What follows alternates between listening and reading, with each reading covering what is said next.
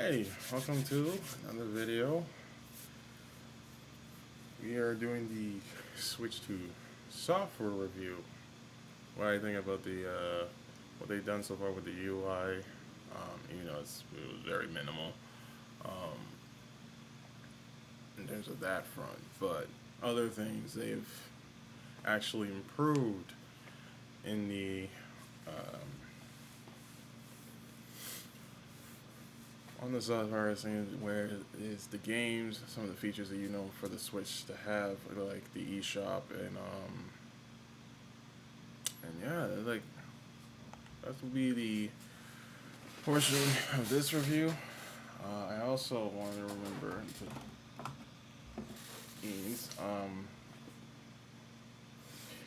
I didn't mention the. I don't know if you can. We'll see it, but that USB port there at the top.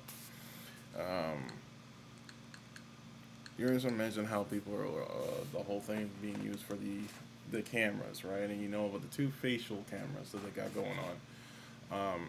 Come to find out, if you have like one of those professional cameras, or basically it's universal to any camera that's connected to USB-C, it works. It actually works. So, yeah, finding that out, I may not need that gain some those special cameras. I might as well just use the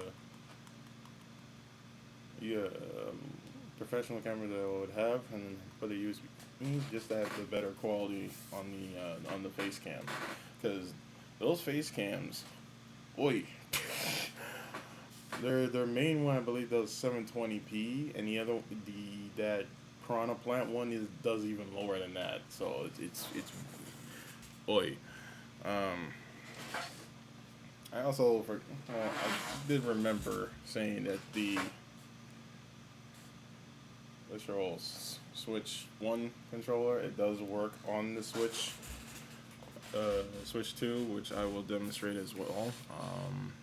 Joy-Con ones works on it as well, obviously.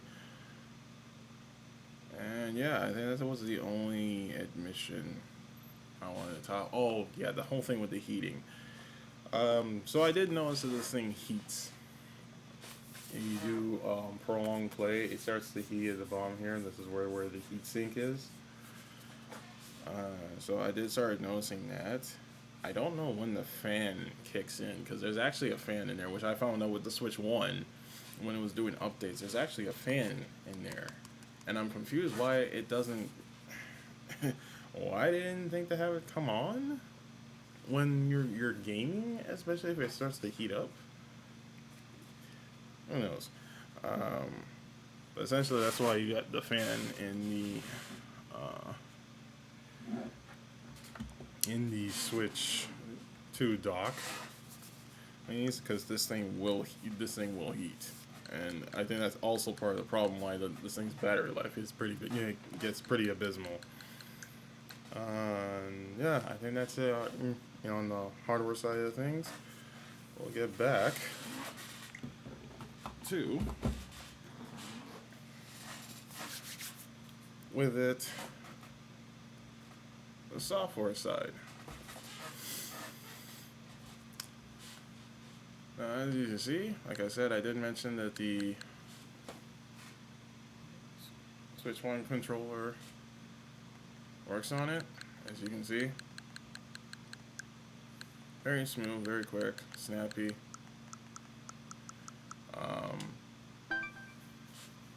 I have noticed that, like, yeah, it's like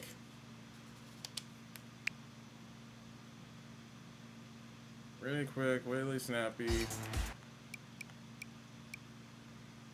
Like, look at that, like, not having to load. That's quick. We'll do the eShop. Showcase how fast that is.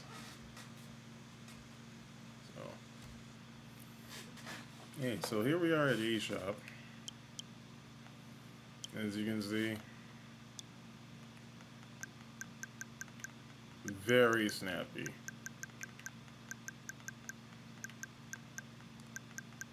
I said this was one of the big improvements they did with the software is that like the eShop as a whole is literally usable now.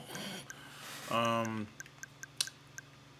my only thing is how they deal with. Ooh, 2020.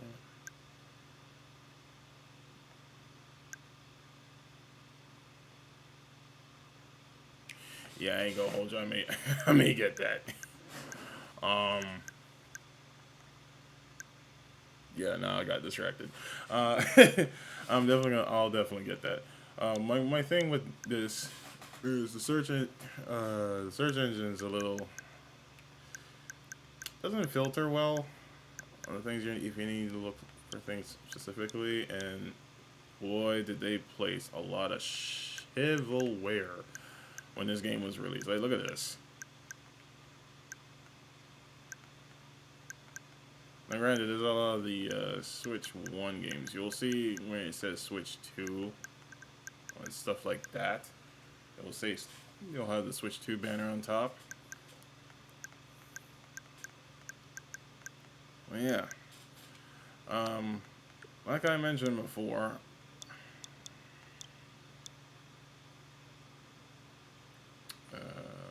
sorry. Like I mentioned before, in terms of the Switch 2, of what games it has, it's really not that much, as you can see.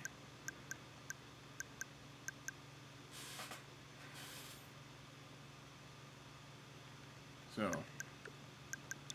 you go to the featured.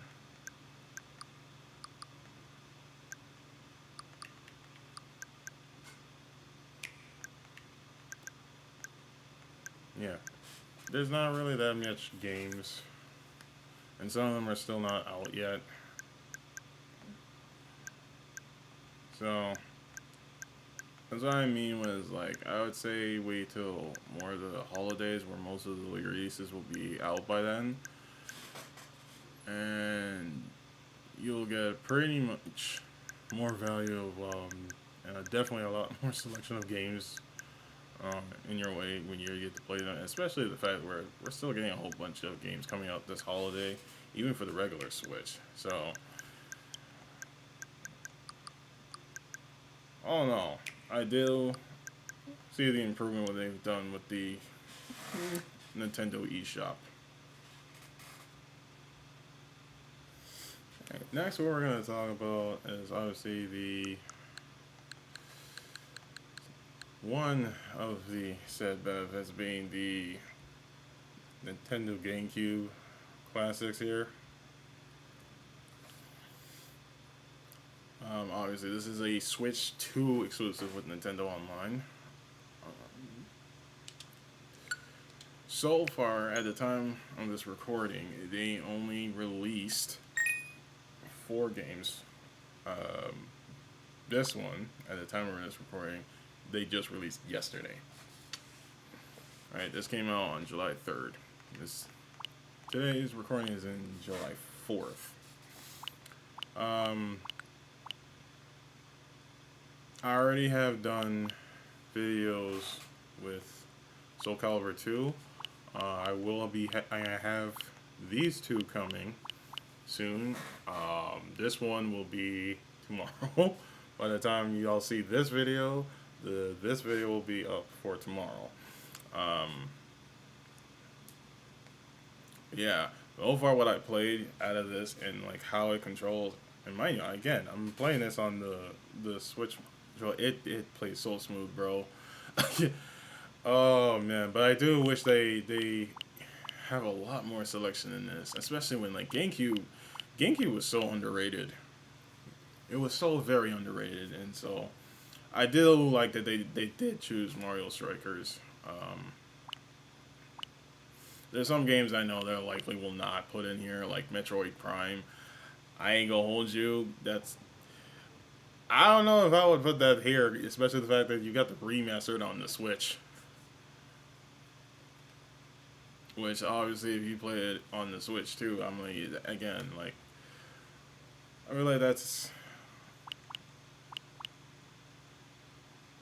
I don't see that game coming in these, but in terms of like other games, what I look forward to seeing, like, I'll be shocked. I'll be very honest. I'll be very shocked if they put Mario Sunshine here. Mainly because of the whole 3D All Stars that like that had that limited run both on the digital and physical side of things. So I'd be very interested to see if they actually put Mario Sunshine on here. But as far as I can see, so far, this is only the single player game they put on here, which is Wind Waker. Which this game's not bad. It's just I feel like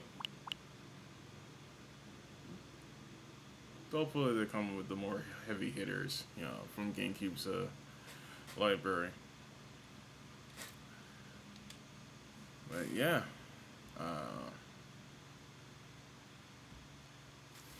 now obviously, last portion to this is going to be the games. Now I don't have any games where they do the whole upgrade thing, unfortunately. So I can't speak on that portion until I actually get a game where I can say the differences of. So definitely when was it Mario Party Jamboree comes out, I'll have more be able to say with that, especially and as well as Kirby. But in terms of everything else, all these other games that I have, unfortunately, don't have a Switch 2 upgrade, so can't really talk about that. However, the actual Switch 2 games that I have, so I have played Fast Fusion. This game is very, very good. As a matter of fact, it actually really had me miss F-Zero GX, which I'm glad F-Zero GX is an option on the Nintendo Classics for GameCube. But yeah, this game is so fun. I'll probably be doing some videos soon in regards to Fast Fusion, so be on the lookout for that. But yeah, this game was really good, and obviously you've seen me do some Mario Kart World playthroughs. This game, I put in a little 40. I think it was 45 hours in it. Knocked everything. All in all, a solid Mario Kart game. But like, man, I was I was getting played out on that, bro. So as you see, picked up Street Fighter 6. Now, I have the physical version of this. So this is where we can get into the discussion of game key cards. Bro. So mind you, this thing has 256 gigs, and I believe I brought up game key cards in the hardware section, and I did show you how much that thing takes up.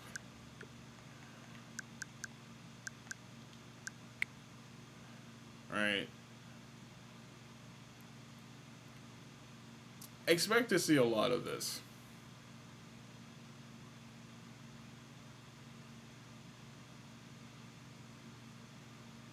Expect to see a lot of this.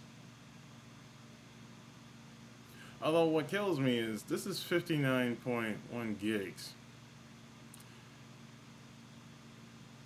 The game, the cartridge that they have for the Switch 2 is 64 gigs. I'm questioning why the hell they didn't think to put that on there, unless because if they thought with continuous DLC it would eventually go over that. Which this is where I find it weird because the whole game key card thing is actually cheaper for from third-party developers, but the problem is with games that may be way smaller than that, and don't want to spend that $16 for the cartridge. Like, you're going to be seeing a lot of game key cards, a lot more than the cartridges. So unfortunately, you're gonna have a bunch of wasted plastic, essentially, with the games not even actually on it. That is disappointing. Because most of these games that I have on the Switch are physical. Like, I don't got that many digital games. If we go to the virtual cards, right? These are the stuff I have.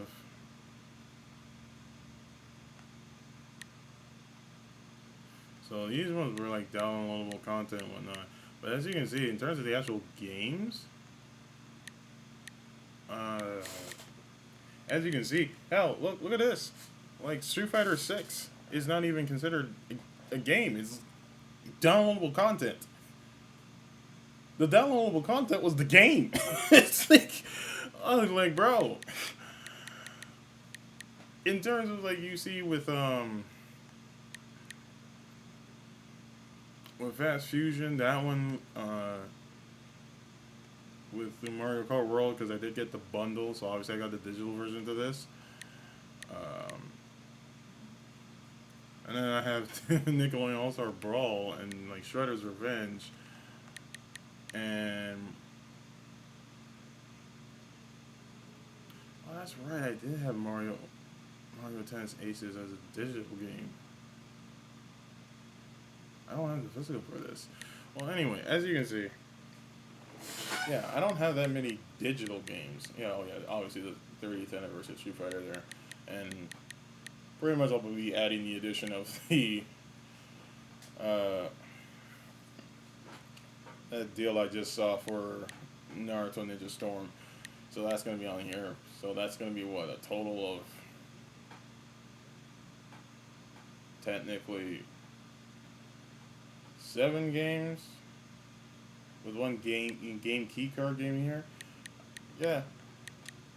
And yet, as you can see, I'm already down to 112 gigs now. So, them express cards, I'm going to have to get to now. And whenever I get to those, I'll definitely do another video on, like, so that'll be for future videos when I talk about what certain features on here. Game share. So some games, there are some games that actually offer the ability to do game share, where you can either game share with other Switch 2s or always with the Switch 1. The upcoming Donkey Kong Bonanza, the upcoming one of that, is literally going to be able to game share between the Switch 2 and the Switch 1. That is interesting to me because the fact that that game is not available on the Switch 1. So, and it'd be very interesting to see how that works. I still have my Switch 1, so I'll definitely be testing that out when that game comes out. But, like, that's crazy to me. The fact that, like, even if the game is not on Switch 1, you can actually game share it at least to the Switch 1. Almost like an emulation thing going on. Like, that's crazy. Or like a remote, almost like a remote play. Which, if that's what, like, literally what they did with that, Nintendo trying to flex real hard on PlayStation with that, bro. That's crazy. But yeah, I think the only other thing, definitely I haven't tested out the whole game chat. No, I'm really shaking my head on this feature because we've been using party chat on Xbox, on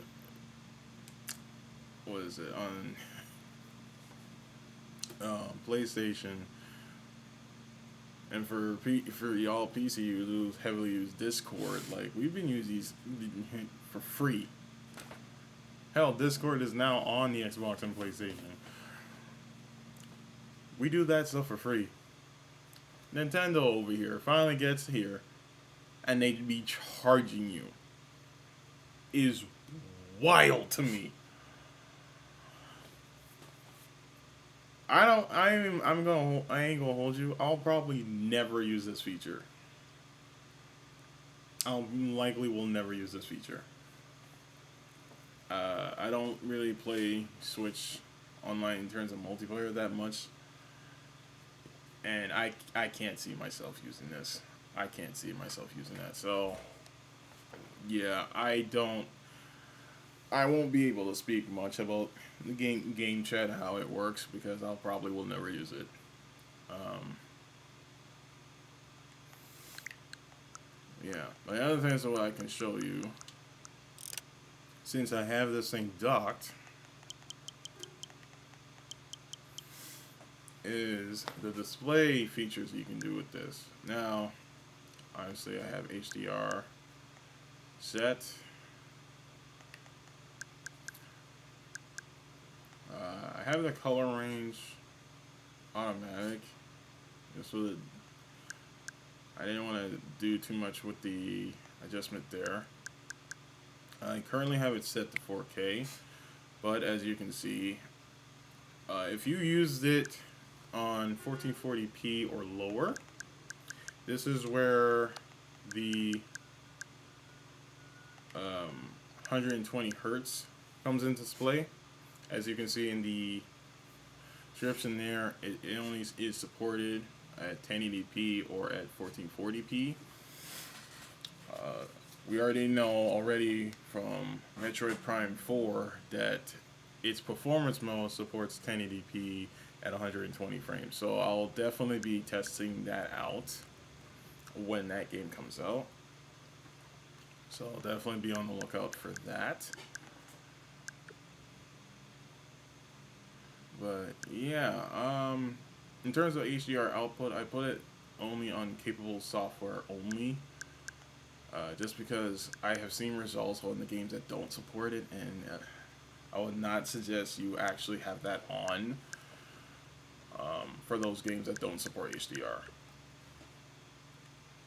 And yeah, I think that's all in regards to the software side of things that I wanted to discuss. Oh, actually, no one is not. Ooh, no one is not. How can I forget? We're gonna go to the clipboard here.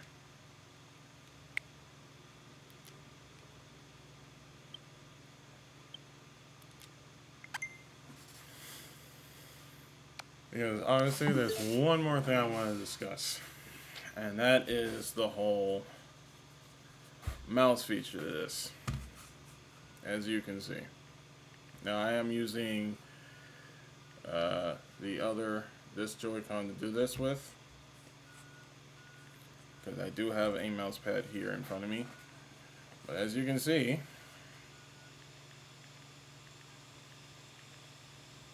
alright, works out. Here's my issue, as you can see.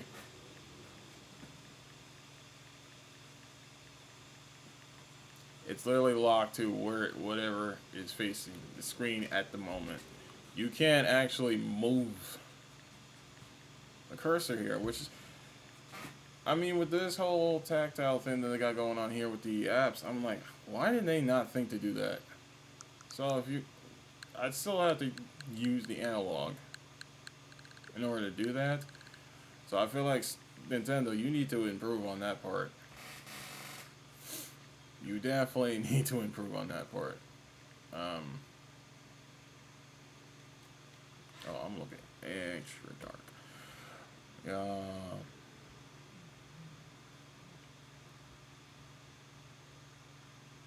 Because that makes no sense that you have this mouse feature, and it clearly works on the actual UI itself. But I feel like stuff like that, you gotta be intuitive and actually increase, because otherwise it's like this is still a very limited mouse. Now again, in terms of gameplay, I think the only one where I'm gonna be I would heavily use this feature on, likely again would be Metroid Prime 4, especially since that's a more of a first-person shooter there. as well as a platform, but the first person shooter aspect of this, I would love to test how the mouse works on that. But as you can see, and very responsive. Granted, I currently have my monitor currently running at 60 hertz. And it's, yeah, obviously that's locked to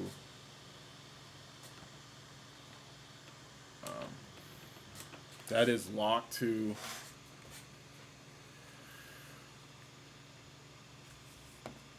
the fact that I have this at 4K, like I mentioned before. So this is how fast it moves in regards to that.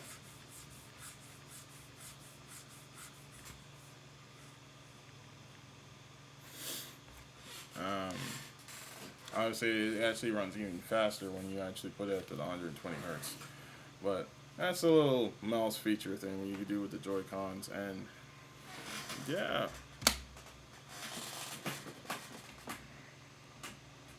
So that's it for this software review. There's some things I like about this when they've improved on them with the Switch one. Other things they can use some work on. And other things that way, I would like to see them actually implement or improve. I don't know.